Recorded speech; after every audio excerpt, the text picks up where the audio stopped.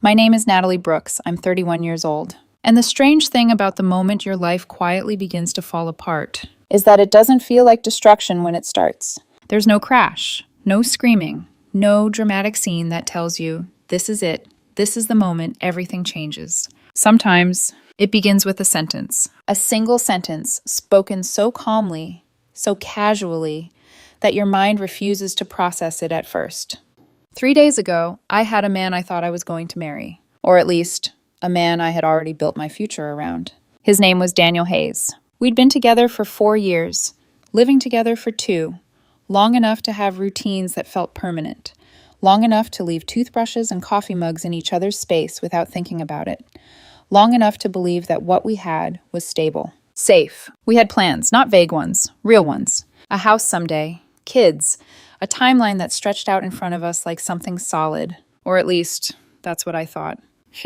5 years ago, I was 26 when I was diagnosed with ovarian cancer. Stage 3. I ignored the symptoms longer than I should have, told myself it was stress, hormones, anything but something serious. By the time I went to a doctor, it had already spread. The treatment plan was aggressive: surgery, chemotherapy, the kind that doesn't just attack the cancer, it changes everything. Before it started, my oncologist sat me down, and she didn't sugarcoat it. There's a high chance this will affect your fertility, she said. It could be temporary, it could be permanent. We won't know until after. Then she recommended something that, at the time, felt surreal. Egg preservation. I remember sitting there, numb, thinking, I might not survive this, and we're talking about children I may never have. But I did it anyway, because somewhere under the fear, there was still a version of me that wanted a future. I went to a reproductive clinic, signed the paperwork, read every line. Those forms were clear. The eggs were mine.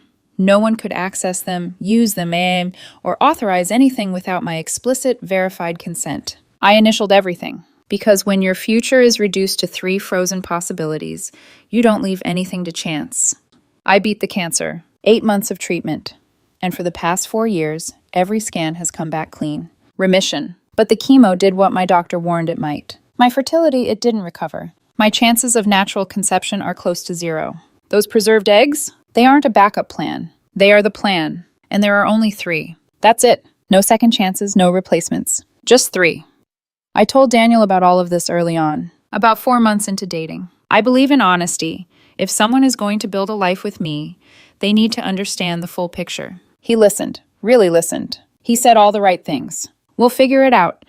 There are options. What matters is that you're here. I remember feeling lucky, like I had found someone who understood the weight of what I'd been through. Over time, things got serious. We talked about kids. We both wanted them. And I told him clearly more than once, when the time comes, we'll go to the clinic together. We'll do it the right way, legally, medically, together. He nodded. He always nodded. But about 3 months ago, something shifted. He started bringing it up more. Not casually, not someday, but with urgency. I don't want to wait too long. My sister already has 2 kids. I feel like I'm falling behind.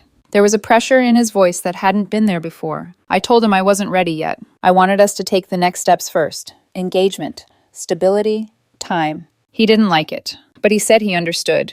No. He didn't. 2 weeks ago, on a Wednesday afternoon, he called me. I was at work, sitting in a conference room, halfway through a budget review. My phone buzzed. His name. I stepped outside to take it. Hey, I said. There was a pause on the other end. Then he said, I went to the clinic today. I frowned. What clinic? Your fertility clinic. Something in my chest tightened. Why? Another pause. Then, I started the process. I blinked. What process? The insemination process. For a second, I genuinely thought I had misheard him. You what? I gave them your name, he continued, like he was explaining something routine. Told them I'm your partner, that we decided to move forward. My entire body went cold. Not slowly. Instantly. Like someone had dropped me into ice water. You did what? I whispered. I'm using one of your samples, he said. We've talked about this.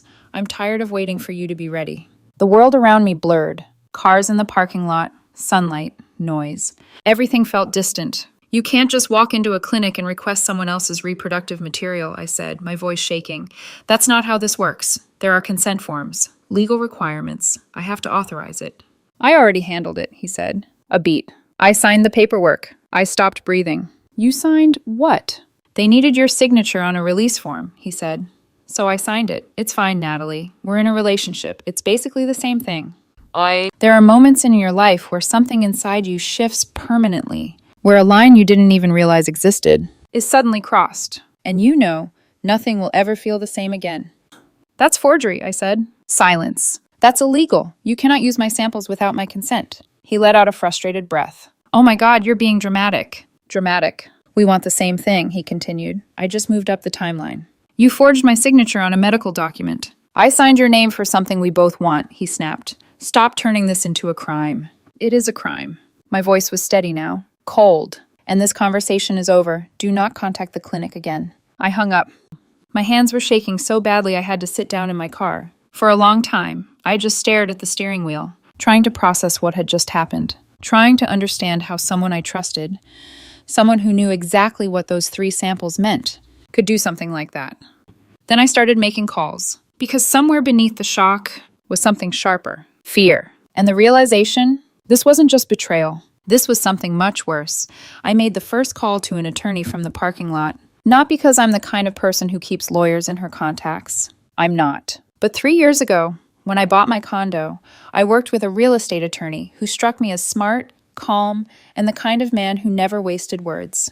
I still had his number, so I called him with my heart pounding hard enough that I could hear it in my ears. He answered on the 3rd ring. I told him, in what was probably the least coherent as 3-minute explanation of my life, that my boyfriend had just admitted to going to my fertility clinic, forging my signature on release forms, and trying to use my preserved eggs without my consent. He went quiet, not confused, just quiet in that way people do when they understand something is far worse than it sounds. Then he said, Natalie, this is outside my lane, but I know exactly who you need. He gave me the name of a reproductive law attorney. A specialty I had never needed before, never even thought about, really. The kind of specialty you don't learn exists until your life gets strange enough to require it. I called her immediately. She picked up herself. I explained the situation as clearly as I could this time, forcing myself to slow down, to be precise, to give facts instead of emotion. My name, my age, my diagnosis history, the preservation process, the clinic, the consent forms, Daniel's call, the forgery, the scheduled insemination. When I finished, there was a small pause on the line. Then she asked, very evenly, how long ago did he go to the clinic? A few hours ago. Do you know whether any procedure has already been performed? No. Then we need to move now, she said. I'm drafting an emergency communication to the clinic as we speak. I want the clinic name, address, and any account information you have access to. Then I want you to call them directly and state clearly that no release was authorized and the signature is forged. I gave her everything. By the time we ended the call, my fear had changed shape. It was still fear, but now it had direction. I called the clinic. The receptionist transferred me to a patient coordinator. My voice sounded strange to my own ears. Too calm, too controlled, like I was holding the panic by the throat and forcing it to stay quiet until I had time to collapse later. I told her that someone had come in claiming to be my partner, that he had signed documents on my behalf, that I had not authorized any release of reproductive material, and that any signature submitted that day was fraudulent. She put me on hold. I sat there listening to the soft instrumental music they pipe into waiting systems, the same kind designed to soothe people through lab results and billing questions and scheduling changes. It made me want to scream. 11 minutes. I counted every one. When she came back, her voice had changed. Careful, measured, no more front desk warmth. Ms. Brooks, she said, I need to let you know that a release form was submitted today with your name on it. It authorized the release of one preserved sample for a fertilization procedure scheduled next week. For 1 second, I couldn't speak. The air felt thin. Then I said, I did not sign that form. I did not authorize that release. The signature is forged. Another pause. Then, we are freezing the request immediately.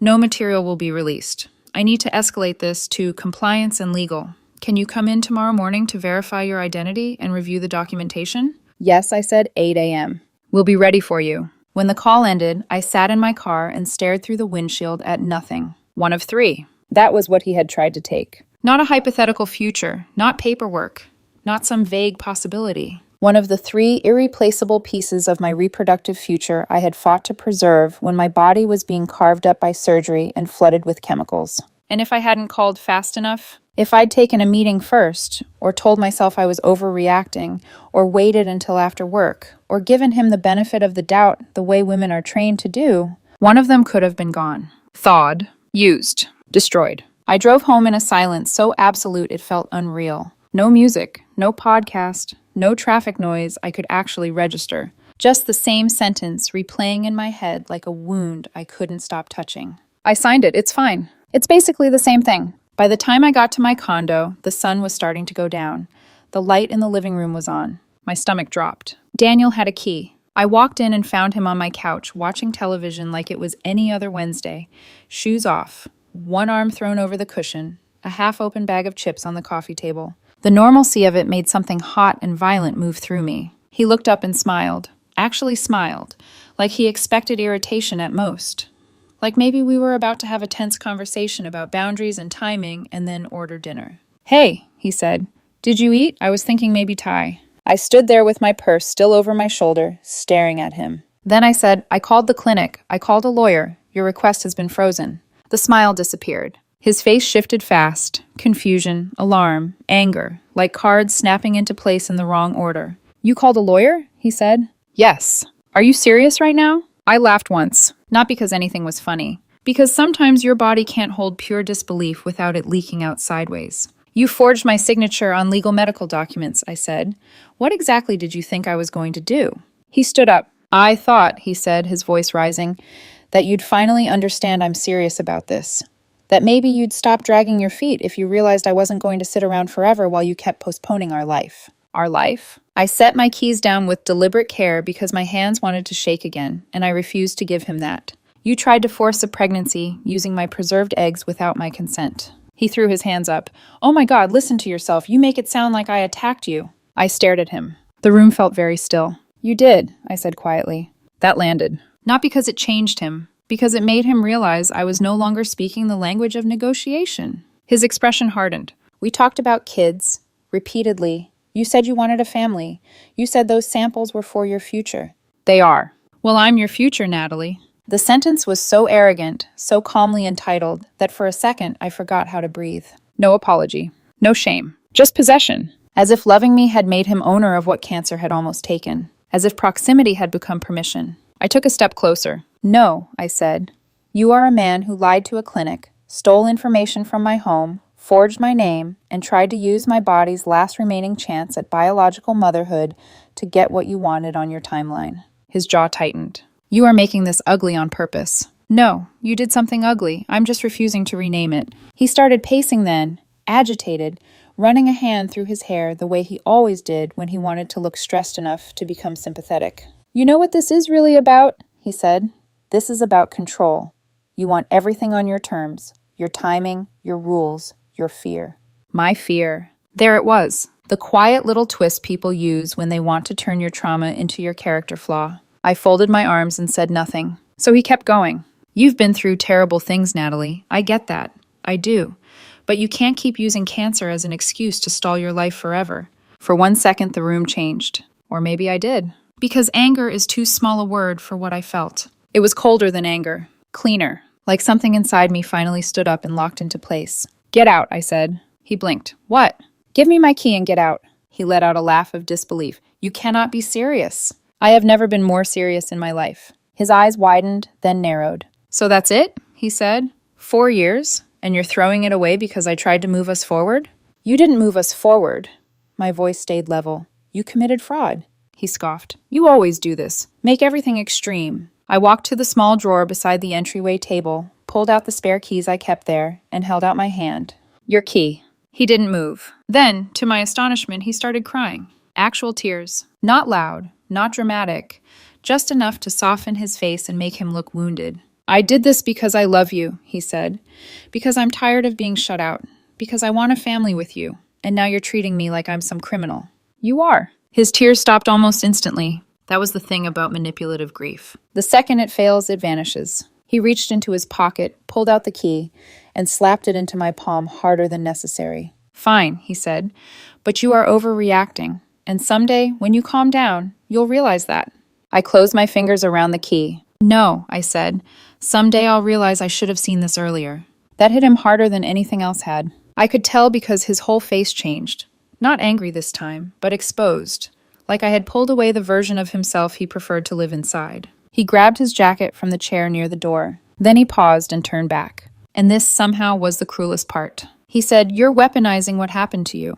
I looked at him, really looked at him. At the man I had once trusted with my medical history, my scars, my fear, my future. And I thought, number. You don't get to steal from me and then accuse me of using the theft to make you uncomfortable. You don't get to trespass into the most intimate, fragile part of my life and then complain that I'm naming the damage correctly. You need to leave, I said. He left. The door shut behind him with a sound so ordinary, it almost offended me. No dramatic slam, no shattered glass, no soundtrack. Just the soft click of an ending. I stood there for a long time after he was gone, in the silence, in the apartment we had filled together. The apartment that suddenly felt contaminated by him, by what he had touched, what he had known, what he had taken from drawers and private folders and conversations I thought were safe. Then I locked the door, and I did what women do when the world tilts and there's no one there to hold it steady. I got practical. I texted my boss and said I had a medical legal emergency and would be out the next morning.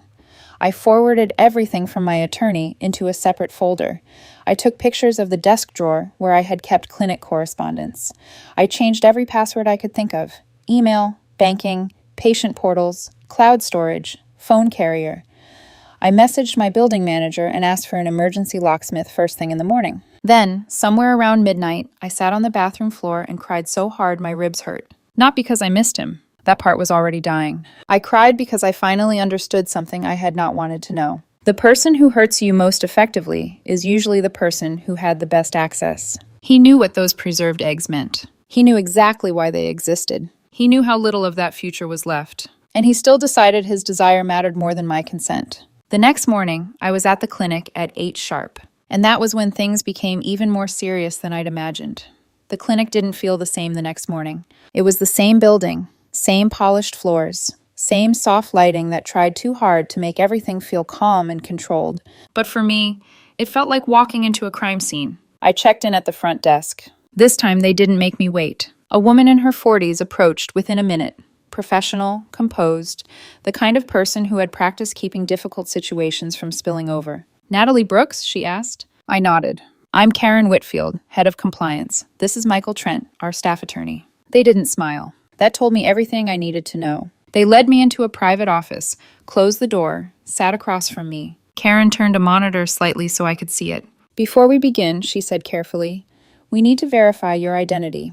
I handed over my ID, answered security questions, confirmed account details only I should know. When they were satisfied, she nodded once. Then she clicked something on the screen. The document appeared, my release form, or what was supposed to be mine. "Is this your signature?" she asked. I leaned forward. And for a second, just a second, my brain tried to reject what I was seeing. Because it wasn't even subtle. It wasn't even good. Daniel hadn't tried to mimic my handwriting. He hadn't studied my signature or practiced it. He had simply written my full legal name, in his own handwriting. Rounded, smooth, almost casual. Like he was signing a birthday card. Not authorizing the use of someone else's irreplaceable reproductive material. I sat back slowly. "No," I said, "that's not my signature." Karen exhaled, tension flickering across her face. "We believed that would be the case," she said.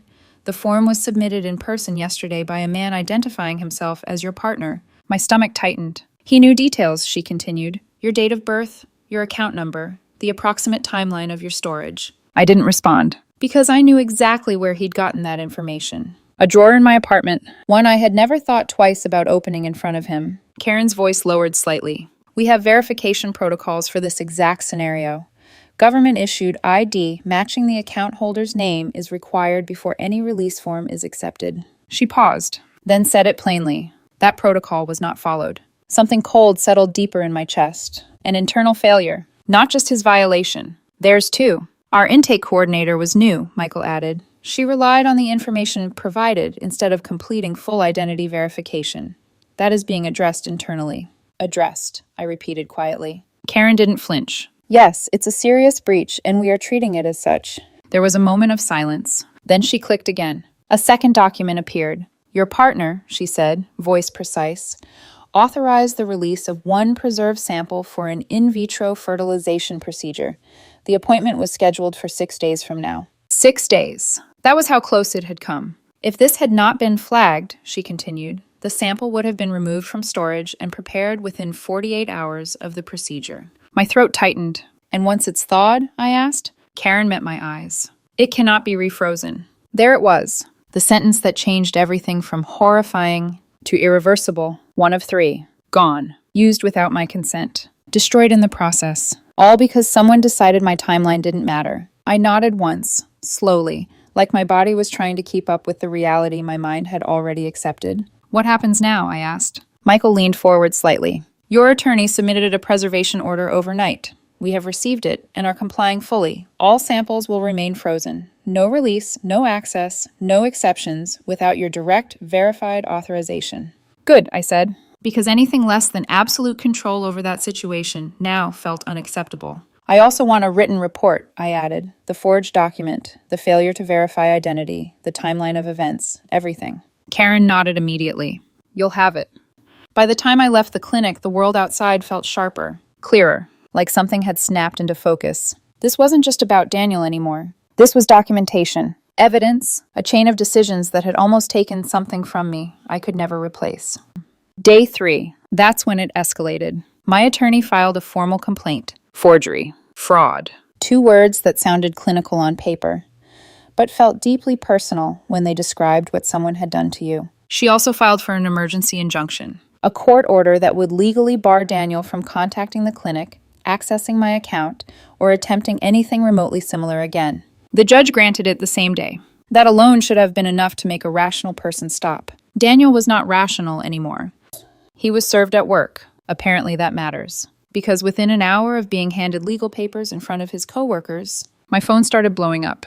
Unknown number. I let it ring. Voicemail. Then a text. Daniel, you had me served at my job. Are you serious right now? Do you know how humiliating that was? I stared at the screen. Didn't respond. Took a screenshot. Forwarded it to my attorney. Blocked the number.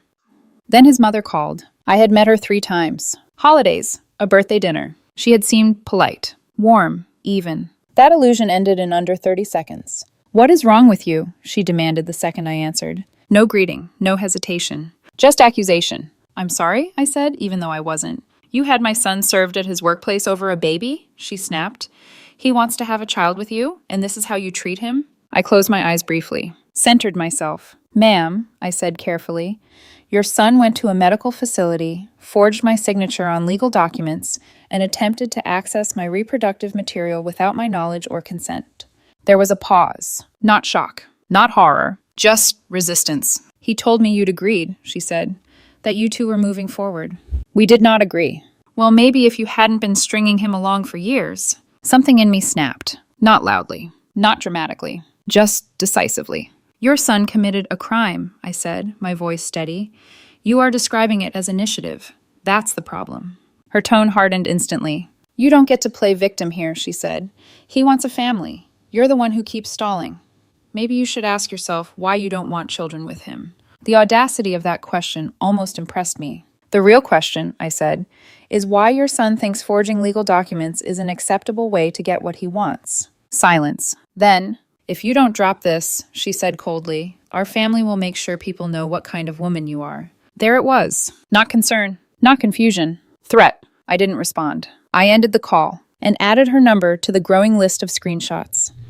Day 5. Daniel got a lawyer. Of course he did. And his lawyer came in with an argument that would have been almost laughable if it hadn't been so calculated. He claimed that because Daniel and I had been in a committed relationship, because we had discussed having children, Daniel had a reasonable expectation that my preserved eggs would be shared. That forging my signature was not fraud, but an administrative shortcut. I remember staring at my phone when my attorney relayed that. An administrative shortcut. Like we were talking about skipping a line at the DMV. Not violating someone's bodily autonomy at the most fundamental level. My attorney didn't hesitate. Your client knowingly signed another person's name on a medical consent form, she told him.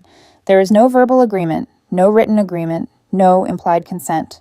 There is only unilateral action and documented forgery. She had everything. The form, the clinic report, and most damning, the text message where Daniel had casually admitted, I went to the clinic and signed it. No ambiguity, no confusion, just proof.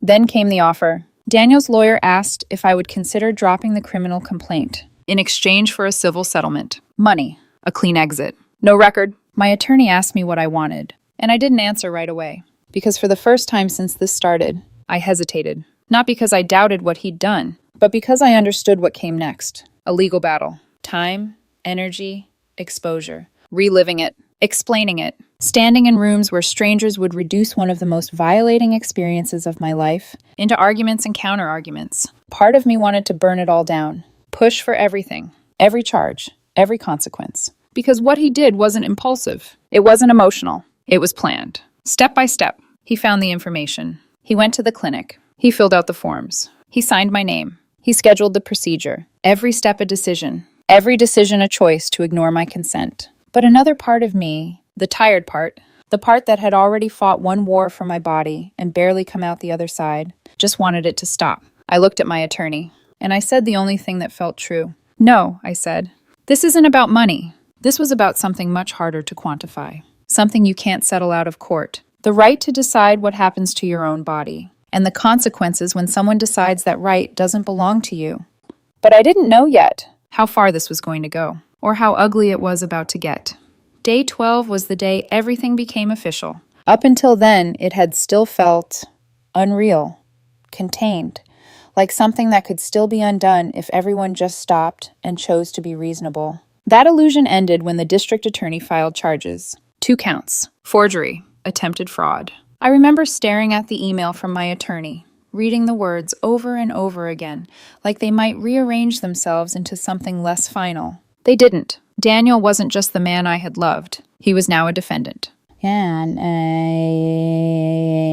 His lawyer reached out again that same afternoon. The tone had changed. Gone was the language about misunderstandings and reasonable expectations. This time it was controlled, careful, strategic. They wanted to resolve it. Quickly, before it went further. Before it became something public, something permanent, something that couldn't be reshaped into a softer version of events. My attorney asked me what I wanted, and this time I knew. Not immediately, but clearly. I didn't want revenge. I didn't want a drawn-out trial that would force me to relive everything in front of strangers. I wanted control. I wanted protection. And I wanted the truth documented in a way that could never be rewritten. So we made demands. 5 of them. Non-negotiable. 1. He pleads guilty. Not no contest, not a technical resolution. Guilty. An admission, in court, on record, that he forged my signature on a medical document. 2. A 5-year restraining order. Not a casual agreement. A court-issued order that legally barred him from contacting me, my family, my friends, my workplace, and any fertility clinic associated with my name. 3. Full reimbursement of my legal fees. Every dollar. Because I refused to pay for the consequences of his choices. 4. A permanent prohibition from accessing any reproductive account tied to me. A clause my attorney had to fight for. Unusual, she said, but not unheard of. 5. And this one mattered more than I expected it to. A formal written apology. Not to me, to the clinic. Specifically to the young intake coordinator who had processed his forged form. A woman in her early 20s. New, undertrained, nearly fired because she trusted the wrong person. I didn't know her, but I knew what it felt like to be collateral damage in someone else's decision. And I wasn't going to let her carry that weight alone. Daniel's lawyer pushed back on that last one. Called it unnecessary. Humiliating. My attorney's response was simple. Your client put her job at risk. 3 paragraphs is the minimum. They accepted all 5 terms. Day 19. The hearing. I wore a navy dress that I had bought 2 years earlier for a work presentation I'd been proud of. It felt strange, putting it on for this. Strange how the same fabric could exist in 2 completely different versions of your life. The courtroom was smaller than I expected. Quieter. Less dramatic than television makes it seem. No swelling music, no whispered gasps. Just wood, fluorescent lights, and a system moving forward whether you're ready or not. Daniel was already there when I arrived, sitting beside his attorney. He looked smaller. Not physically, but something in him had collapsed inward. Or maybe I was just seeing him clearly for the first time. His mother sat behind him, rigid, silent, watching me like I had done something unforgivable. I didn't look away. No. When his case was called, everything moved quickly. The judge reviewed the agreement. Then he looked directly at Daniel. Do you understand that you are pleading guilty to the charge of forgery? He asked. That you knowingly signed another person's name on a medical consent form without their knowledge or authorization? A pause. A breath. And then, yes, Your Honor. 2 words. That was all it took. No explanation, no justification, no attempt to soften it. Just the truth, finally said out loud in a room where it couldn't be denied. The judge nodded once, accepted the plea. 2 years probation, full restitution, all conditions enforced. The restraining order was signed. Permanent record established. Case closed. Days. Afterward, in the hallway, Daniel's mother walked past me. She didn't speak, but the look she gave me was full of something I still don't entirely understand. Not anger, not even disappointment. Something deeper, like I had broken an unspoken rule she had lived her entire life by, that wanting something badly enough makes it yours. I walked out of the courthouse alone, down the steps, into the parking garage, and I sat in my car, same as the night this started. Hands on the steering wheel, staring at nothing. Except this time, the silence felt different. Not heavy, not suffocating, just quiet. I called my oncologist's office, not because I had an appointment, not because anything was wrong. I just needed to hear something familiar, something grounded in a version of my life where the fight had made sense. A nurse picked up, a voice I recognized immediately. She didn't know anything about the legal case. To her, I was just a patient. "Hi, Natalie," she said warmly. "How are you doing?" I swallowed. "Better than last month," I said. She smiled. I could hear it in her voice. "That's how it works," she said. "1 month at a time." After I hung up, I sat there for a long time, thinking about everything. About survival, about what it costs, about what it means to protect something fragile when you've already lost so much. Because that's what this was in the end. Not just a legal case, not just a betrayal. It was a line, a boundary, a quiet but absolute truth. No one, no matter how much they love you, no matter how long they've known you, no matter what future they think you owe them, gets to decide what happens to your body. The clinic updated their protocols, stricter verification, multiple identity checks. That young coordinator kept her job. I never read the apology letter. I don't know if it was sincere. I don't need it to be. I'm single now. My apartment is quieter than it used to be. Sometimes peaceful, sometimes not. There are nights I still wake up thinking about that phone call, the casual tone in his voice. I went to the clinic today, like he was telling me he'd gone to the grocery store. That part stays with me. Not the legal process, not the courtroom, just the certainty, the entitlement. But there's something else that stays too. Something stronger. I survived cancer. I survived losing parts of my body I can never get back. I survived the fear of not having a future. And I protected what little of that future remains. 3 preserved chances. Still there. Still mine. And they will stay that way. Until I decide, with the right person at the right time for the right reasons, that I'm ready. So, my next checkup is in 11 weeks. Still clean. Still here. And that is what actually matters. Protect your records. Protect your boundaries. And never let anyone convince you that loving you gives them ownership over you.